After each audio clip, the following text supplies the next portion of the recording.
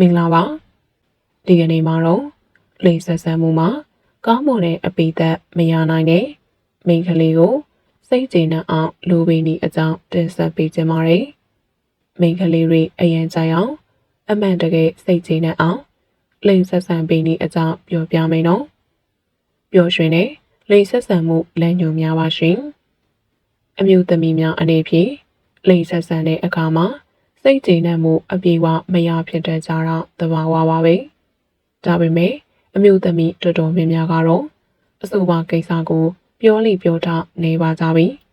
တကူရင်အာသာဖြည့်နေနေပဲပြည်သိမ်းကြတော့များပါတယ်အမျိုးသမီးများအတွက်လိမ်မှုကိစ္စကျန်းမာရေးပြဿနာဆိုတာကလည်းဘဝအတွက်အရေးပါတဲ့ပြဿနာတည်းဖြစ်လို့လိမ်ဆက်ဆံမှုနဲ့ပတ်သက်ပြီးစိတ်နဲ့အာရမှုအပြည့်အဝမရရှိတဲ့အကြောင်းအချက်များကိုတင်ဆက်ပေးလိုက်ပါတယ်။အဲ့ရပေါ်ဆက်ဆံစဉ်ခြေနှံမှုမရခြင်းစစ်တမ်းတကူအရာအမျိုးသမီးတော်တော်များများကအဲ့ရပေါ်မှာလိမ်ဆက်ဆံတဲ့အခါမှာစိတ်ခြေနှံမှုအပြည့်အဝမရရှိကြဘူးလို့ရလုံးပြည့်ထောက်ခံကြပါတယ်။အမျိုးသားများကိုမိမြန်းချက်အရာအဲ့ရပေါ်မှာ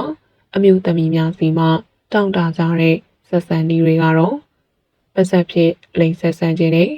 အမျိုးသားလိင်အင်္ဂါများကိုထိတွေ့ကန့်တွယ်တတ်ခြင်းတို့ပဲဖြစ်ပါတယ်။အမျိုးသားများကိုလေးလာမေးမြန်းမှုအရာထပ်မံသိရှိထားတဲ့အမျိုးသမီးများလိင်ဆက်ဆံစေစိတ်နဲ့အာရမှုမရှိတဲ့အချက်တွေကတော့တကူကောင်းဆန်တဲ့ချက်သူနဲ့ဆက်ဆံတဲ့အခါမှာပြည့်ရည်ညီငွေဝဲကောင်းတဲ့အခါမှာခံစားချက်သိမရှိတဲ့အခါမျိုးနဲ့သူမဘယ်လိုပုံစံနဲ့ဆက်ဆံတတ်မှမသိတဲ့အချိန်အခါကြောင့်ပဲဖြစ်ပါတယ်လို့ဆိုပါတယ်။35ရာခိုင်နှုန်းသောလေးလာတွေ့ရှိသူများရဲ့အဆိုအရာကတော့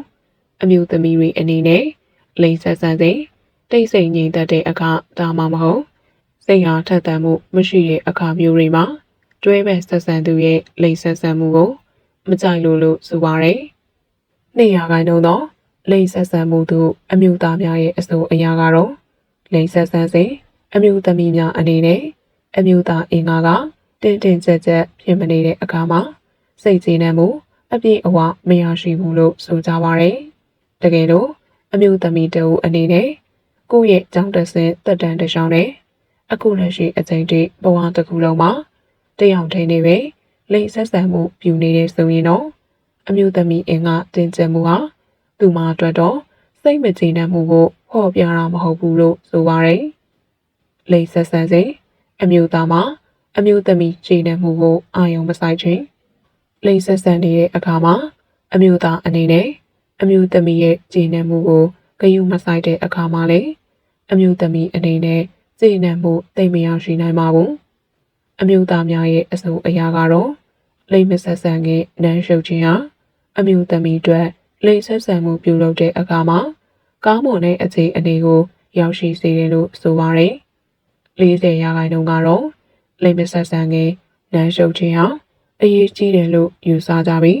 60ရာခိုင်နှုန်းကတော့အဆိုပါနမ်းရှုပ်ခြင်းဟာအရေးကြီးဆုံးလို့ယူဆကြပါတယ်။လိင်ဆက်ဆံစဉ်အမျိုးသမီးများဘက်မှာ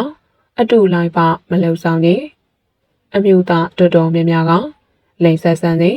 သူတယောက်တည်းဦးဆောင်ပြီးအမျိုးသမီးကငြိမ်နေတာကိုမကြိုက်ကြပါဘူး။အမျိုးသားနဲ့လိင်ဆက်ဆံတဲ့အခါမှာပုံစံအမျိုးမျိုးလိုက်ပါလှုပ်ရှားနေကြတာကိုအမျိုးသားတွေကအထူးကြိုက်နေတတ်ကြပါတယ်။လေးလာတွေ့ရှိမှုများအရာ40ရာခိုင်နှုန်းသောအမျိုးသမီးများကတော့လေးဘက်ထောင်လိင်ဆက်ဆံရတာကိုအထူးကြိုက်နေတတ်ကြခြင်းဖြစ်ပြီး33ရာခိုင်နှုန်းကတော့မိန်းကလေးကအပေါ်ကနေတာကိုကြိုက်နေတတ်ကြတဲ့ဆိုတာကိုပါအမျိုးသမီးတွေအနေနဲ့ကြည်နဲ့အနှစ်သက်ဆုံးလိင်ဆက်ဆံမှုပုံစံကတော့အပေါ်ကနေပြီးခက်ပြင်းပြင်းလိင်ဆက်ဆံရတာကိုပါတယ်အရေးကြီးမှတ်သားစရာအချက်ကတော့အမျိုးသမီးများရဲ့စိတ်အားထက်သန်မှုကတလွဲဖြစ်ပြီးစိတ်အားထက်သန်မှုဖြစ်နေမှာကိုပါတကယ်လို့သူမအနေနဲ့အရန်ကိုစိတ်အားထက်သန်လို့နေမဲ့ဆိုရင်တော့အဆိုပါစိတ်အားထက်သန်မှုကသူမကိုလိင်ဆက်ဆံတဲ့အခါမှာစိတ်နဲ့တသိစိတ်မှုမဖြစ်စေပဲစိတ်ပင်ပန်းမှုကိုဖြစ်စေမှာအသိအကြပဲဖြစ်ပါတယ်ကောင်းမွန်သောအပိသက်ပြီးဆုံးမှုမရခြင်းအမျိုးသမီးတွေလိင်ဆက်ဆံနေစဉ်မှာ ကျင်းတဲ့နှစ်သိမ့်မှုကိုရရှိစေဖို့အတွက်အပိသက်ပြီးဆုံးမှုကိုကောင်းမွန်စွာမရရှိကြတာကလည်းအရေးပါတယ်လို့ဆိုကြပါတယ်။15ရာခိုင်နှုန်းသောအမျိုးသားများကတော့သူတို့အနေနဲ့သူတို့ကိုယ်တိုင်ပြီးဆုံးရေးကိုသာဦးစားပေးကြတယ်လို့ဆိုကြပါတယ်။14ရာခိုင်နှုန်းသောအမျိုးသားများကတော့အမျိုးသမီးများပြီးဆုံးရေးကိုသာဦးစားပေးတယ်လို့ဆိုပါတယ်။ကျန်တဲ့14ရာခိုင်နှုန်းကတော့ဘလို့ပဲပြင်နေစေကမူကိုယ်စိတ်ကျေနပ်မှုရရင်အားရကျေနပ်တယ်လို့ဆိုကြပါတယ်။လေးလာဆန်းစစ်မှုများအရာကတော့ရာခိုင်နှုန်းတဝက်ကျော်သောအမျိုးသားများကတော့ကိုယ့်ရဲ့အမျိုးသမီးကိုအရာပေါ်ကနေပျော့ပျော့ရွှင်ရွှင်ထွက်သွားကြတာကိုမြင်ကျင်ကြတယ်လို့ဆိုပါတယ်။ဒါပေမဲ့လိမ်မှုကိစ္စဆိုတာမိန်းကလေးတိုင်းနဲ့လည်းကင်းနိုင်တဲ့ကိစ္စတစ်ခုမဟုတ်ပါဘူး။လိမ်ဆက်ဆံရမှာအရေးကြီးဆုံးကိစ္စတွေကတော့လိုအပ်တဲ့အရာတွေအမှုရာတွေအလုံးကိုလိမ်ဆက်ဆံတဲ့အိတ်ခမ်းတွေကိုယူသွားဖို့မမေ့ဖို့လိုပါလိမ့်မယ်။အထက်ပေါ်ပြမှာနီလန်တွေကိုလိုက်နာမယ်ဆိုရင်တော့လိမ်ဆက်ဆံမှုပြီးဆုံးနိုင်မှာတဲ့အတွက်ကျင်းတဲ့နှစ်သိမ့်မှုရရှိစေနိုင်မယ်။အပိသက်ခံစားမှုကိုရရှိမယ်ဆိုတာအသေးချာပဲဖြစ်ပါတယ်နော်။ဆက်လက်ပြီးတော့ကျမ်းမာရေးနဲ့ညွတ်ညွတ်အောင်စားတော့ဖို့ဆိုတာငွေကုန်ကြေးကျအများကြီးရှိဖို့မလိုပါဘူး။တကယ်တော့ကမ္ဘာပေါ်မှာအာဟာရဓာတ်အကျယ်ဝဆုံးအစားအစာတချို့ဟာဈေးအသက်သာဆုံးအစားအစာတွေလည်းဖြစ်နေတတ်ပါတယ်။လူသားတွေအတွက်အာဟာရဖြစ်စေပြီးငွေကုန်သက်သာစေမဲ့အခြေခံစားစာ9မျိုးကိုတင်ဆက်ပေးလိုက်ရပါတယ်။နံပါတ်1ပဲ6အမျိုးမျိုးပဲနီလေးနဲ့ဘဲဂရီပါစသဖြင့်ပဲမျိုးစုံဟာငွေကုန်သက်သာပြီးကျန်းမာရေးအတွက်ကောင်းဆုံးအစားအစာတွေပဲဖြစ်ပါတယ်။အထားခါနဲ့ပြင်အမြင်နက်နဲ့အပင်ကရတဲ့ပရိုတင်းဓာတ်တွေအမြောက်များပါဝင်နေပါတယ်။ကျန်းမာရေးကြိုးကျေးဇူးအနေနဲ့တန်ဓာတ် folic acid နဲ့မက်ဂနီဆီယမ်ဓာတ်တွေကျွဲဝပါတယ်။အထုတ်လိုက်တဲ့အချောက်ကိုအချိန်တွင်နဲ့ဝယ်တာကပိုသက်သာပါတယ်။စီတဘူးဝယ်ရဆိုရင်တော့ဆိုဒီယမ်ဓာတ်တွေလျော့သွားအောင်ရေးဆေးပြီးမှစားသုံးသင့်ပါတယ်။နံပါတ်2အုတ်ဂျုံဟာမနက်စာအတွက်တည်းမဟုတ်ပဲအသားလုံးတွေဟင်းသီးဟင်းရွက်ကိတ်မုတ်တွေမှာလည်းရောဆက်ပြီးစားသုံးနိုင်ပါတယ်။ကျန်းမာရေးကြိုးကျေးဇူးအနေနဲ့ကိုလက်စထရောကိုလျော့ကျစေပြီးနှလုံးကျန်းမာရေးကိုကောင်းမွန်စေတဲ့ဘီတာဂလူကန်အမြင်ဓာတ်တွေကျွဲဝပါတယ်။အနက်အရသာထည့်ထားတဲ့အထုပ်ငယ်လေးတွေထက်ဘူးကြီးတွေနဲ့လာတဲ့အုတ်ဂျုံအကျန်းကိုဝယ်တာကပိုသက်သားသလိုတကြားတလည်းနည်းပါတယ်။ကြက်ဥဈေးနှုန်းအတက်ကြရှိတတ်ပေမဲ့ကြက်ဥဟာအရည်အသွေးမြင့်ပရိုတင်းဓာတ်ကိုအသက်သာဆုံးရနိုင်တဲ့အရင်းမြစ်တစ်ခုဖြစ်နေတော့မှဖြစ်ပါတယ်။ကျန်းမာရေးကြိုးကျေးဇူးအနေနဲ့အုံနောက်ကျန်းမာရေးအတွက်လိုအပ်တဲ့ချိုလင်းနဲ့မျက်စိအတွက်ကောင်းမွန်တဲ့လူတင်းဓာတ်တွေပါဝင်ပါတယ်။အလုံးရည်နည်းနည်းထက်12လုံးဒါမှမဟုတ်18လုံးပါတဲ့ကတ်လိုက်ဝယ်တာကတစ်လုံးချင်းဈေးထက်ပိုသက်သာစေပါတယ်။ငါးတက်တာသို့မဟုတ်ငါးမက်ခရဘူး